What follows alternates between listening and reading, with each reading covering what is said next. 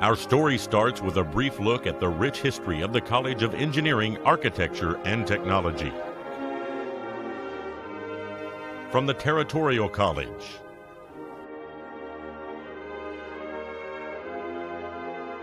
to building the foundation,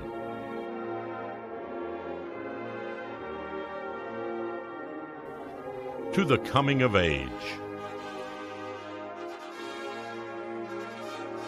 to the winds of change,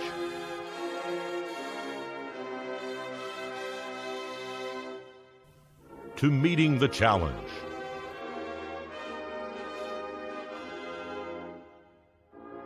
to the maturing period, to the defining period. People have made the difference. Since the first 3 engineering graduates in 1902, graduates of the College of Engineering, Architecture, and Technology have made a difference.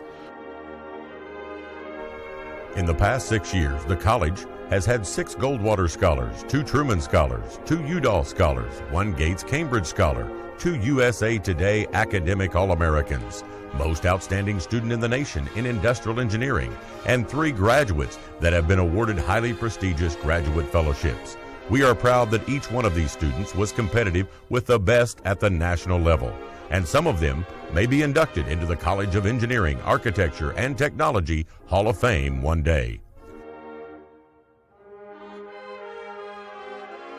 The high impact of the OSU College of Engineering, Architecture, and Technology is indelibly tied to a very special group of people, the College of Engineering, Architecture, and Technology Hall of Fame. Edward R. Stapley, who served as dean of the college from 1942 to 1955, realized the importance of singling out the exemplary performance of engineers, architects, and technologists who have made a real difference.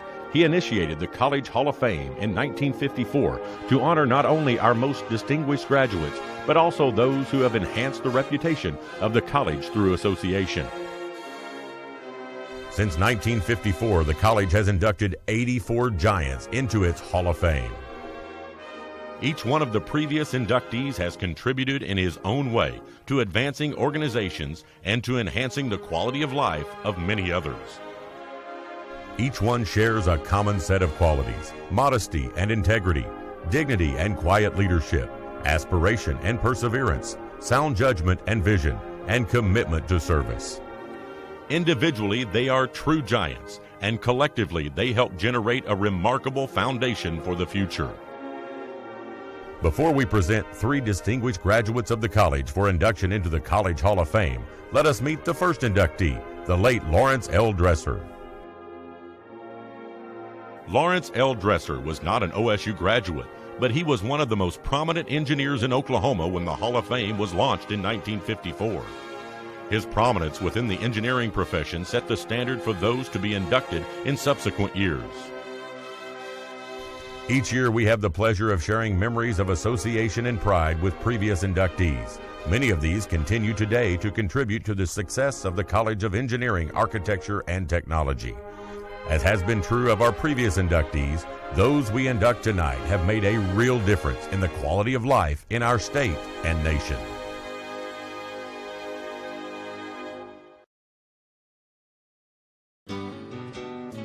When Dr. Sridhar Mitta left his home in India for graduate study in the United States, he never dreamed the impact he eventually would have on his home country.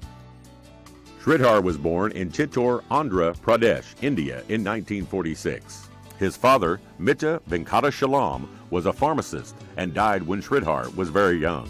He was raised by his mother, Mitta Venralakshmi.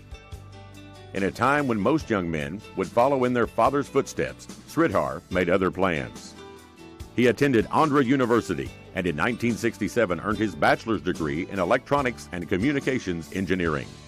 He went on to the prestigious Indian Institute of Technology, IIT, in Kharagpur, West Bengal, India, and in 1969 received his Master's of Technology degree in Electrical Engineering. Sridhar then headed to the United States in hopes of pursuing an advanced degree related to the design of computers. Although OSU did not have that specialization, Sridhar chose to pursue a graduate study in electrical engineering at OSU. It was during this time that he would be given an opportunity that would change the course of his career and set him up for success in future endeavors. Dr. Robert Mulholland and Dr. Ronald Roten offered Sridhar a graduate assistantship that required that he focus on the application of computers instead of on the design of computers. Sridhar accepted the offer and was able to complete his PhD program in electrical engineering quickly under the guidance of Dr. Mulholland. Support for his assistantship and research was provided by the Center for System Science, a National Science Foundation-sponsored center for excellence at OSU, headed by two young professors, Charles Bacon and Carl Reed. Sridhar received his PhD in 1973 and returned home to India, where he began to make an impact right away. Sridhar joined Electronics Corporation of India, and as a senior technical officer, he developed real-time applications for Army and Air Force defense projects. In 1980, he became the first employee of Wipro Limited Information Technology, and later, as Chief Technology Officer, played a key role in Wipro achieving worldwide technology leadership. In 1990, Sridhar began to foresee a coming change in India's economic situation. I was able to foresee that India would open its economy sooner or later, and I worked out strategies to transition Wipro's captive R&D to a global R&D, Sridhar said. India had been a country with a closed economy since its independence in 1947. In 1991, India began opening its doors for foreign companies, and thanks to Sridhar's insight, Wipro was propelled into an IT leadership position in India. The company pioneered outsourcing and offshoring of IT product development that has made Wipro a $4 billion company today and propelled India into a worldwide IT leadership position. Sridhar is credited with being one of the 4 individuals in India most responsible for the IT revolution. Under Sridhar's leadership, Wipro received the Award of Excellence in Electronics from the Government of India for 5 continuous years and earned the coveted CMM Level 5 software quality certification. With his first taste of success, Sridhar set his sights on meeting new challenges throughout entrepreneurship. He founded an intellectual property design and licensing startup company called Inthink Incorporated in California's Silicon Valley in 1998. And in 2000, he founded Entrepreneurs for Entrepreneurs, E for E, an organization outsourcing business services to companies worldwide and facilitating deployment and management of business processes. Today, E4E is based both in Santa Clara, California and Bengaluru, India.